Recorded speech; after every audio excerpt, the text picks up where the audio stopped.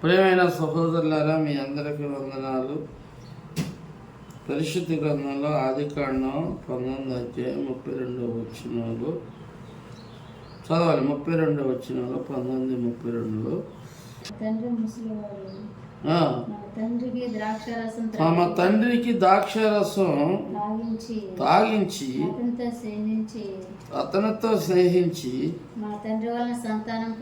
చూసారా, నా తండ్రి వలన సంతానం కలగజేసుకున్నాడు. తాగుడు అంటేనే పెద్ద సాతాను.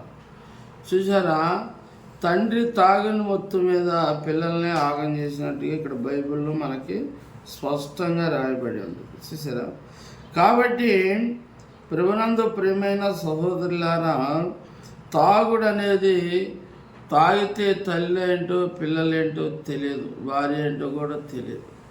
కాబట్టి ఇక్కడ తాగి మత్తు పదార్థం తండ్రికి ఇచ్చి మత్తు పదార్థంలో తన తండ్రితో స్నేహించినందుకు చూసారా ఎంత దుర్మార్గమైన పరిణామం అక్కడ జరిగింది. చూసారా, కాబట్టి ఏలియా చూసారా 1 సమూయేలు గ్రంథం 2వ అధ్యాయం 22వ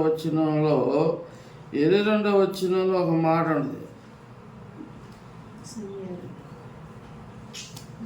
ఏలీ కుమారులు తాగి స్త్రీలతో వ్యభిచారం చేశారు. ఏలీ కుమార్ అంటే మత్తులో వాళ్ళు ఆ రకంగా ప్రవర్తించారు. చూసారా, కాబట్టి ప్రభునందు ప్రియమైన సహోదరులారా, తాగుడు అనేది మంచిది కాదు. త్రాగుబోతులు భయంకరమైన శ్రమలు. చూసారా, తాగిన వాళ్ళ ఇంట్లో భయంకరమైన శ్రమలు వస్తూ ఉంటాయి.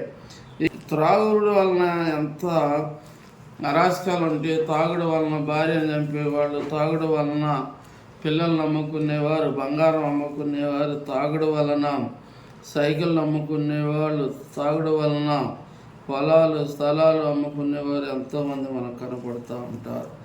కాబట్టి అందుకని బైబిల్ తాగుబోతులు తిండిబోతులు దరిద్రులు అవుతారని బైబిల్లో. తాగుడు వలన పొలాలు అమ్ముకున్నవారు, తాగుడు వలన ఇళ్ళు అమ్ముకున్నవారు, తాగుడు వలన లాస్ అయిన కుటుంబాలు ఎన్నో అండి. చూసారా, అందుకనే తాగుడు అనేది చాలా సాతాను శోధన. తాగుడు వలన జీవితాలు కోల్పోయినాయి. కొద్ది మాట దీవించును గాక. ఆమె.